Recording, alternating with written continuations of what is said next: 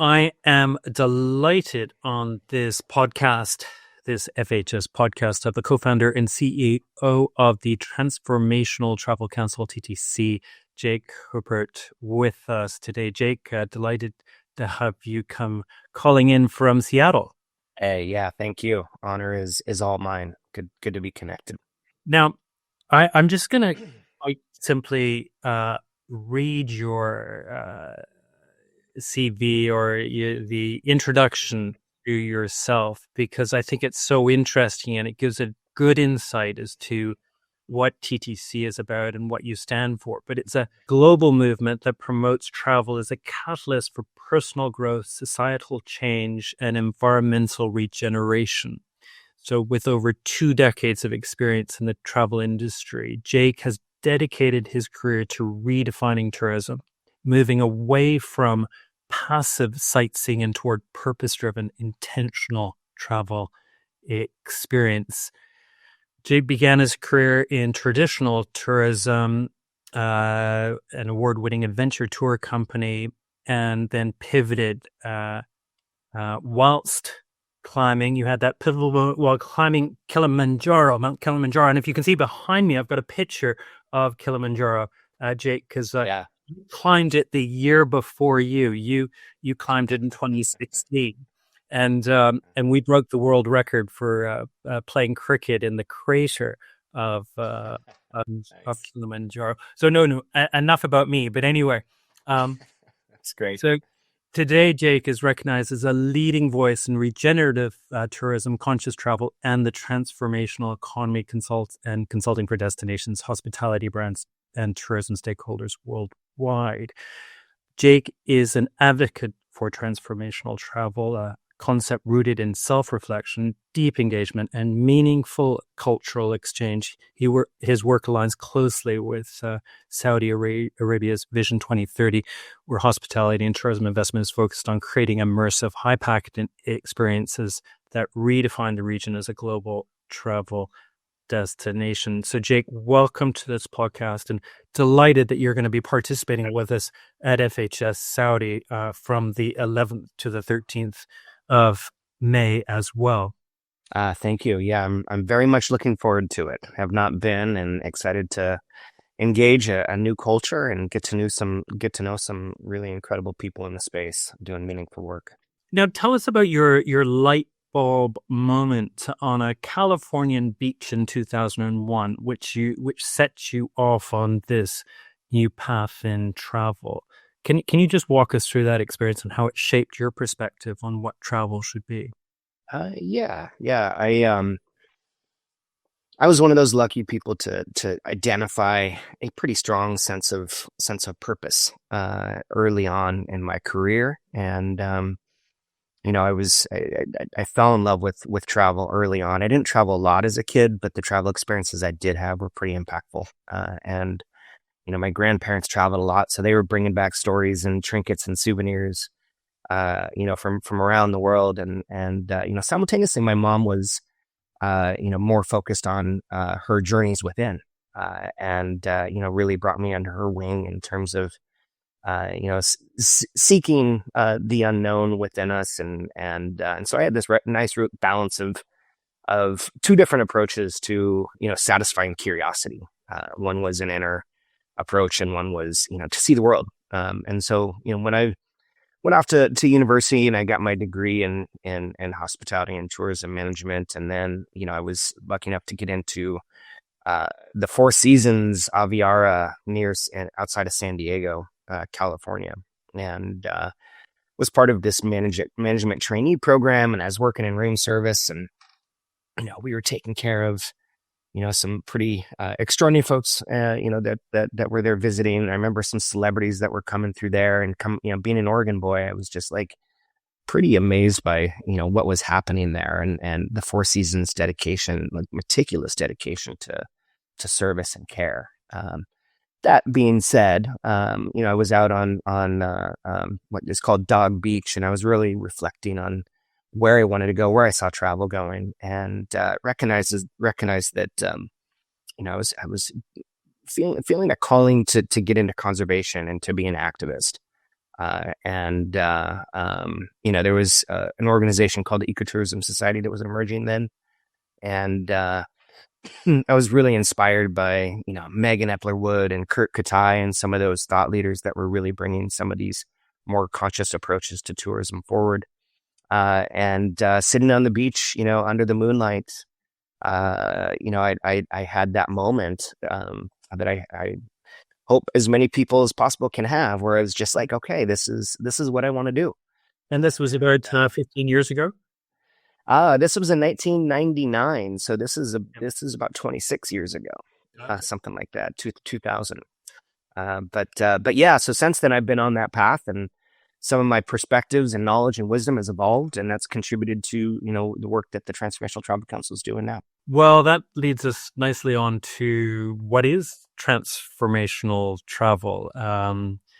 You talk about the secret to transformational travel is shifting from a passive tourist to an active co-creator of the journey, and I absolutely love that. And you also talk in some of your posts about it's no longer about being a transactional tourist and a passive tourist. I'd love to understand a little bit more about that and what is transformational travel.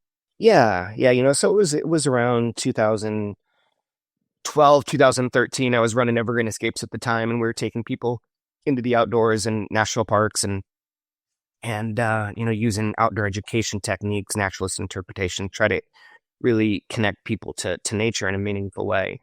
There's this term, transformational travel, that was, really emerging and bubbling up at the time, that I was really intrigued by. And I felt like it was worthy of digging into, and that if I could identify, what was going into these transformative moments for folks and really unlock the potential to design and deliver for them, then we were going to be able to really amplify the potential of travel, all the benefits that we love, right? So, travel has these incredible superpowers. And so, at that time, really got into the science and the wisdom, the art of travel, in an effort to identify techniques and tactics of creating more meaning in travel and transformation in travel. Through that research, really identified, that it was a mindset, and while travel was always, transformative in some ways and holds the potential to be transformative, it was those that were bringing a little bit more intentionality and mindset to their travel practice from a traveler perspective. And then those travel companies that also understood that, were able to create the conditions for it. So you had these encounters that really amplified the opportunities that the travelers had for meaningful outcomes, and potentially transformative outcomes. And so it's been the shift into, getting away from like the what and where. Like when we talk about travel, where are you going to go? What are you going to do? Right? It's kind of going back into, well, why do we travel and how can we do it better? And that moves it into that more active engagement, right? We're bringing a growth mindset. We're open to new ideas. We're bringing more of an open mind and open heart to our travel practice. And that results in a little bit more respect and reverence for the people and places that we go to. So, transformative travel, the definition is centered around intentionally traveling to learn, stretch, and grow into new ways of being and engaging the world, is the definition that we landed on. And that really brings it back to its roots of pilgrimage and rites of passage and, walkabouts, where when we went out on a journey, it was really about the opportunity to connect with ourselves and better understand who we are, where we want to go, and how we're going to get there.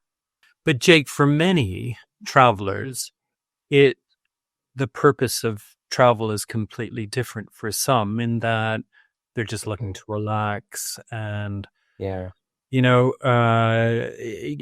take a break from the 9 to 5, the 24/7 life that they've had back home, and they just want to relax. They're not interested in this transformational shift. Yeah, and I would argue that with just a little bit of coaching or even digging, that you're able to identify, their motivations, their underlying motivations, and their why for travel. So there are reasons why they want to relax. There are reasons that they want to escape. Where are they out of alignment in their life, perhaps? And so, shifting, conversations into something that's less service oriented, and invites more meaningful dialogue with travelers and guests, whether that's in a high touch, one-on-one capacity, or that's in a high tech digital capacity.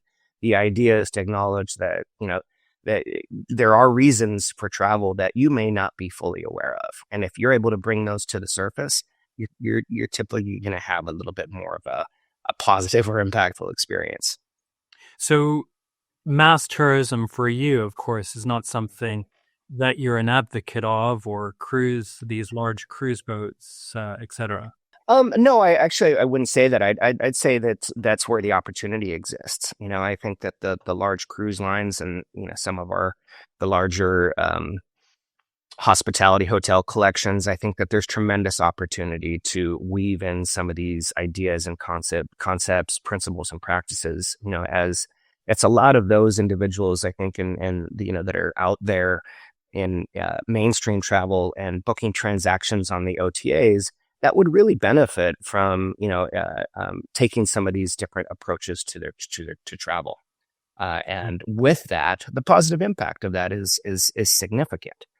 So I really look at it as an opportunity for mass tourism to provide significantly more value that has a positive impact on the guest, as well as the hotel and the local community that they're nested within. Well, yes. And when we talk about over-tourism, I noticed that you mentioned that, 80% of travelers are still visiting only 10% of the world, which is an interesting statistic. When we talk about, just going back to what I was talking about, that vacations typically prioritize comfort and convenience, relaxation, etc. And so you're trying to insert that uncertainty and challenge, and that's the key to transformation. How can you embrace that into the hospitality industry and strike that balance between those different areas? Yeah. I mean, I think that the entire industry, and part of the reason why I'm so passionate about this work and I mentioned a little bit earlier in terms of where travel may have gone awry, right? Is it's shifted into this place of entitlement and expectation, and that results in exploitation and extraction. And so it's a pretty unhealthy dynamic that's happening within tourism right now, and it's just leaving so much opportunity for growth within our space to become healthier and more impactful.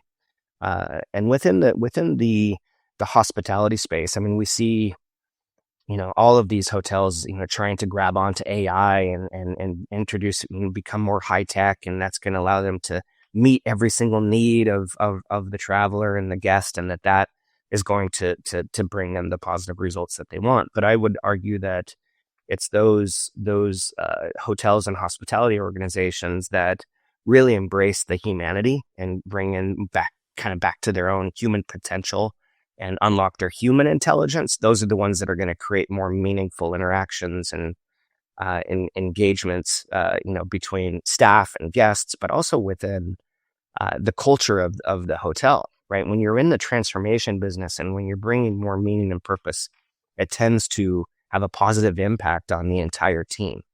They start seeing that they're inspired and motivated to look after the guest, and and the care comes from here rather than here. Just by instilling more of a sense of purpose and a better understanding of why we're even in the hospitality space. Why do we care? How can we care harder in a more meaningful and authentic way? So this is really a holistic attitude from the staff through to who are at the front end of working with the clients that are coming in. Yeah. I think those hotels that are interested and really step into the next generation of travel and tourism have to take a more holistic approach, right? It's about creating the conditions for more personal or authentic engagement, and unlock that potential for experiences that, help us become better versions of ourselves, and so, hotels and the hospitality space continuing to evolve that direction. Understand that sort of shift happens from the inside out, right? It happens from with leaders that are recognizing that they want to see a paradigm shift, and then it's the managers and the front desk staff, right? They're all start pulling in the same direction, right? And they're connected in a way that really touches people in a more impactful way. You can kind of sense when you're at a hotel that has a soul, that has a spirit, right? Like it just has that right vibe. Those hotels that are going beneath the surface in terms of better understanding who they are and why they're there. Those are the ones that I think kind of create that resonance within a space, and that's very, very difficult to intentionally create. But that's the work that we're doing. So, can you give us an example of a hotel or a destination where, which has shown that sort of transformational journey for clients? Yeah. One we've worked with. I'll give a recent example here. We're working with a community outside of Seattle called Issaquah. It's a mountain town, and we brought together different stakeholders, and we're taking them through this 10-month program that includes it starts with a diagnosis of an assessment of where they're at as a community, as individuals. And then we start to introduce new ideas and new ways of being engaging, not just their work, but also their lives. And so they can sort of recalibrate how they're seeing, how they're approaching their community. And we take them through a transformative process that is really shifted on mindset shift. And then, in regard to adopting these different practices and principles, you see that start to emerge within these communities. And so, going through a process of better understanding your experience strategy, how can you design for transformation? These things happen within the experience providers within a community, and then are centered around regenerative thinking and regenerative development of a community that allow this interaction to happen in a much healthier and impactful way. Does that answer the question? It's regeneration. So let's move on to that. So we hear the term regenerative tourism, and you advocate moving beyond sustainability towards regenerative tourism, not just sustaining. So develop that a little bit for us and explain what that's about. Yeah, so it's I mentioned in the previous question around a mindset shift, and the idea and concept of sustainability is absolutely a good one. However, it leaves a lot of opportunity for to be elevated, to become more impactful through a shift in how we think. So regenerative approach is going to be a more mindful, cooperative approach to how we design and deliver tourism, how we develop tourism strategies at a community-based level. How do we get a sense of true cooperation and co-creation on that community-based level? And ultimately, the simplest way to describe regeneration came from, in my opinion, Anna Pollock, which is about creating the fertile conditions conducive for life to thrive. And most of the tourism and travel industry, they're looking at regeneration in a way that, it's just another term for sustainability, but it's so much more rich, it's so much more impactful. And it is reliant around a behavior change, that is in a lot of ways, if not absolute way, mimicking nature, and if you're familiar with biophilic design, right? If we look into nature and understand how it cooperates, and how it's connected, we have this blueprint. So we start to look at designing travel and tourism and our experiences and our strategies around that. Now we're starting to move into that regenerative thinking, which is significantly more impactful than just a sustainable approach. There's a thought around that we mention a lot of our project is around cathedral thinking. We're thinking about 100 years from now, how can we look after future generations? How can we plant seeds for trees whose shade we will never sit under. So there is a significant shift in how we approach it.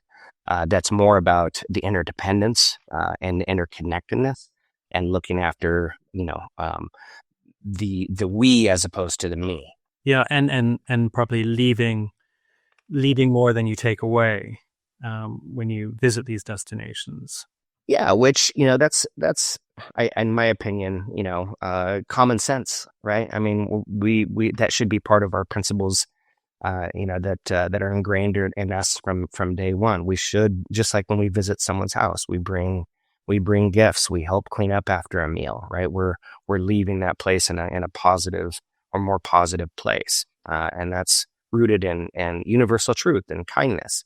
But where we're focused on is regenerative development on a community-based level. So how can they put the people in place first? How can they design from a place of potential, rather than suffering and looking at problems and reasons why they can't accomplish certain goals, right? That's why a lot of tourism development strategies end up sitting on a shelf, because they don't know how to activate the human beings. They don't know how to create a cooperative living system focused on taking action and creating positive change. So examples could also be, in terms of destination, the island of Palau, for example, if you know the story behind that. With I do. There, with the deep-rooted focus and values on cleaning up after you leave. It's part of the passport as you go in. You have to tick off that you're going to help reduce the rubbish, and this is all because obviously you've got this wonderful pristine environment for snorkeling and diving. So it makes sense for the visitors to do that, but of course now the community gets massively behind it as well. But that tends to be at the luxury end of the market generally. That must be an easier sort of place to be developing transformational tourism. Do you see it coming down into the more budget conscious traveler as well?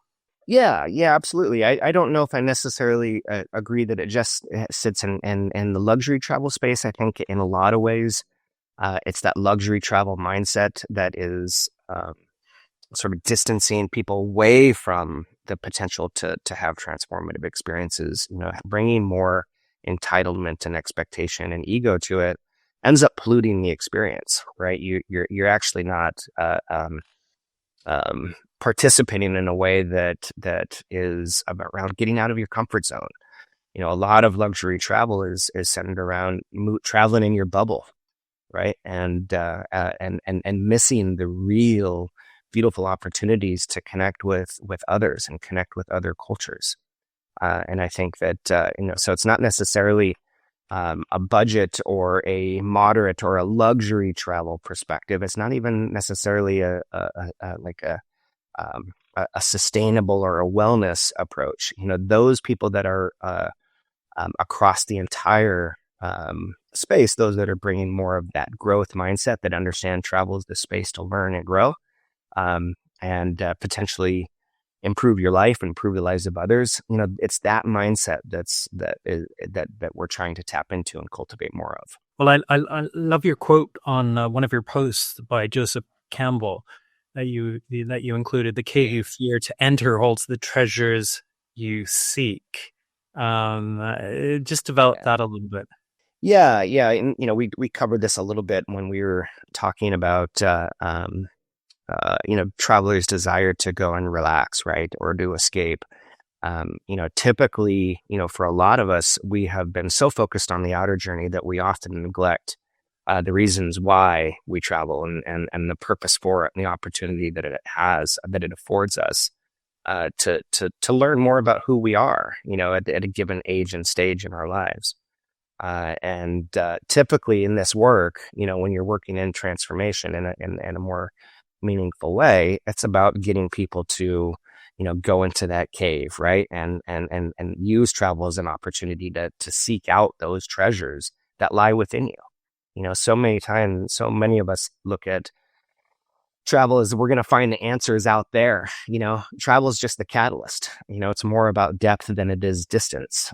So the opportunity to get out and give yourself space to be more patient and focus on self-acceptance and look inwardly and be a little bit more aware in terms of how you're engaging the world, how you're seeing the world, really unlocks that potential of transformation. But it does mean that you have to shift that gaze inward. And that's the cave that many of us fear to enter. And that must be the biggest roadblock as well. It is. Yeah, absolutely. It is. I've got a handful of different travel companies that are, in the transformative travel space. And, much of the market that we're working with, this isn't a conversation everyone's really comfortable with having, nor is the industry. A lot of our travel advisors, hotels, destinations, they're not even equipped necessarily to have these conversations yet. And that's a lot of what our training is about, right? How can we have more meaningful conversations that unlock the relationship, that really start to activate not just the traveler or the visitor, but the visited and the hosts, right? So to working toward a more impactful encounter when we travel. But I suppose one of the challenges as well is that the tourist doesn't necessarily know what the treasures are. No. And so, we have a 6-week signature program that we offer for across the sector. So, and we've been running it for 6 years, and it's all about experience design. And it includes the experience design and lots of concepts around peak end theory, experiential learning cycle, flow states, but the most important piece to that is how can we coach and mentor and guide travelers in starting to look within, right? And that's where we move from that, not just the transaction economy to the experience economy, but into the transformation economy. If we're going to help people transform, help them achieve goals, if we're going to help them better understand their aspirations, and then we have to sort of understand where they're at so we can meet them there, right? And so that is the biggest growth opportunity that I think that we have in travel and tourism, and those hotels and hospitality companies that are able to have a little bit more of an authentic engagement on the front end and gather a little bit more deeper insight, that typically isn't being shared in conversations or even in our pre-arrival emails, right? There's opportunity to start get people to contemplate. Right, they're starting to look within, and there's techniques to that, but typically still very much out of mainstream travel, and sits with some very intentional smaller retreats and other travel advisors and tour operators that are waking up to this. That shows the potential growth and the historic demand. Yeah, we did. And this is all very emergent, right? We're working in that transformation economy collaborative with Stone Mantle the last few years. They're an experience strategy firm, and that's being sort of co-led by Joe Pine, the author of The Experience Economy. And, we're working alongside companies like Disney and Edward Jones Financial and, big healthcare organizations that are all starting to move into this emerging transformation economy. And there was one research study done on the potential, or where the market is now, and it was at $208 billion in US alone, and this was in 2022. And so there continues to be pretty massive growth that's now outpacing both the experience economy and the service economy as people are seeking, to have better outcomes. From their experiences, including travel. So where do we shift between transformational economy and the wellness economy? Yeah, good question. The wellness economy, well, let me take a step back. The transformation economy can be applied to, across all industries. And within the tourism space, it can be applied to, and should be applied to, hospitality, to wellness, to sustainable tour, to sustainable travel, to educational travel. And so it's more of this outcome-based approach to how we design and deliver experiences within the space. And the wellness movement is very much leaning into that. But typically, the wellness experiences are more, still a little bit more centered around yoga and green smoothies, and a little bit more surface oriented, a little bit more focused on the pampering, not necessarily really understanding how to create more fulfilling experiences, create more mindful experiences, how to activate a traveler, to really meet the experience in the middle where there is that potential, or the fireworks for growth and learning. Yeah, I get it. So if we look ahead 10 years, what's one unconventional trend or change you hope to see in the hospitality and tourism world? Something that might surprise us. Yeah, I think that right now there is a global recalibration. There's a waking up. There's lots of chaos and challenge across our lives and across our societies. And tourism is going through its own existential crisis. And there's a lot of folks out there that are, maybe taking a more negative look at travel. And I heard someone from ITB just in the last day saying, travel is going to, come to an end the way that we know it. There's not going to be sand. There's not going to be snow, right? The jet fuel is going to cost too much. So it's just going to sort of shut down travel. And I completely disagree. I think two-thirds of the world, they haven't had the opportunity to travel. They haven't had the experience what it's like to see others, right? Experience different cultures. That means, in my mind, that there is, continued and massive potential for travel to continue to grow. But if it's going to be able to do that, it's going to have to be way more intentional and its design. It's going to have to be way more impactful from the community-based level with our hosts and visitors, to how travelers are going to approach it. And there's lots of patterns of behavior within the tourism space that currently take us away from that sort of dynamic, not take us closer to that. So I think over the next 10 years, we're gonna see this shift back into travel being a little bit more sacred. Right, it's going to have an opportunity for us to design in a healthy and ethical way that sets the conditions for tourism to continue to thrive. There's a saying around, like, we move to be moved, right? We have to move more than our feet when we travel. We have to move our hearts and our minds if we're going to stay away from superficial and artificial experiences. And I think that we're going to continue to gravitate toward that, as at the same time as we start to see a more bottom-up, community-led approach to travel and tourism. It's the only way that it can continue to harmonize and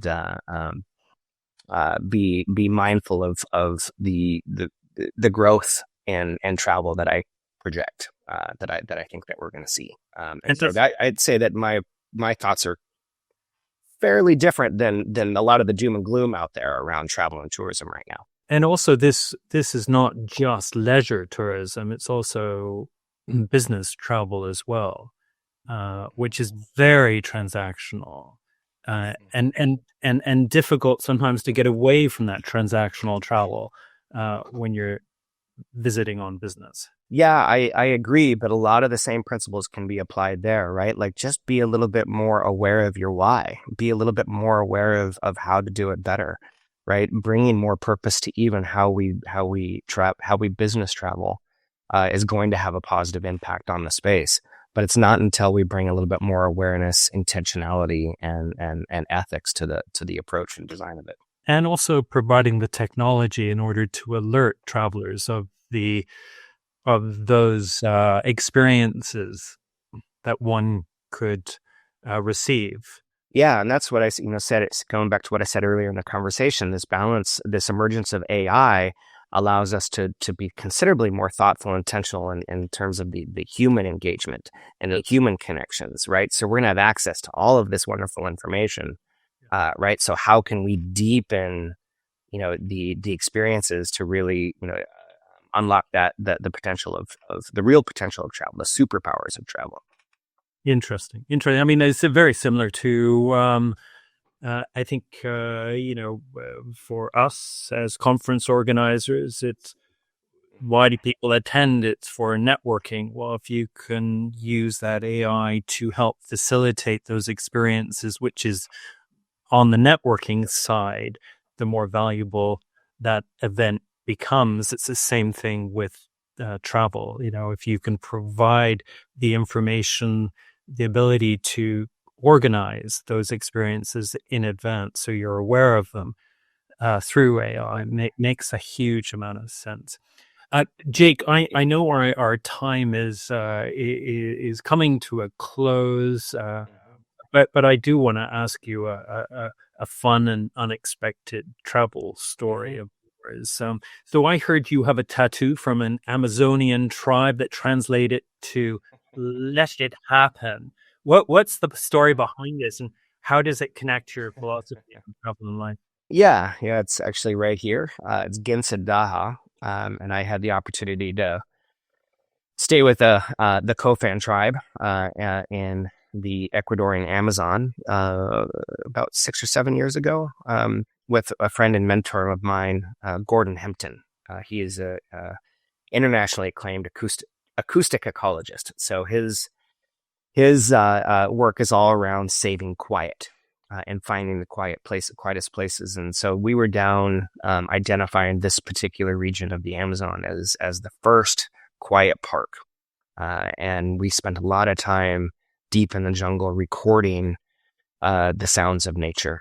And really observing and noticing how nature interacts. And Gordon and I are built in a similar way where, we're trying to achieve, we're advocates, we're activists, we're, looking to scale the positive impact and, just spending that much intentional time deep in nature, seeing how it interacts and how, it doesn't, everything has its purpose, but it's just existing, and so with that awareness, we're like, okay, what if we're able to really embody that in our own human nature? And, so we asked the Kofan tribe, like, what does it mean to just let it happen or go with the flow? And they said, Ginsa Daha. And so we decided to we both got the tattoos. I keep it right here on my wrists that, continue to stay out of my head a little bit and just sort of go with the flow, to let it happen. Let it happen. I love it. I love it. Jake, listen, it's been such a pleasure, and we've got so much to learn from you. I really enjoyed this session with you, and I very much look forward to meeting you in person at FHS Saudi from 11th to the 13th of May, where you're going to be speaking on the transformation economy is here. Are you ready? So, Are you ready? are you ready? Jake, Yeah. brilliant. Well, thank you. I appreciate it. Thanks so much for joining us.